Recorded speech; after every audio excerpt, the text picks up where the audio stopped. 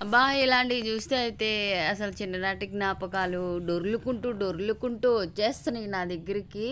చిన్ననాటి జ్ఞాపకాలు ఎట్లైనా చాలా చాలా మధురాతి మధురమైనవి.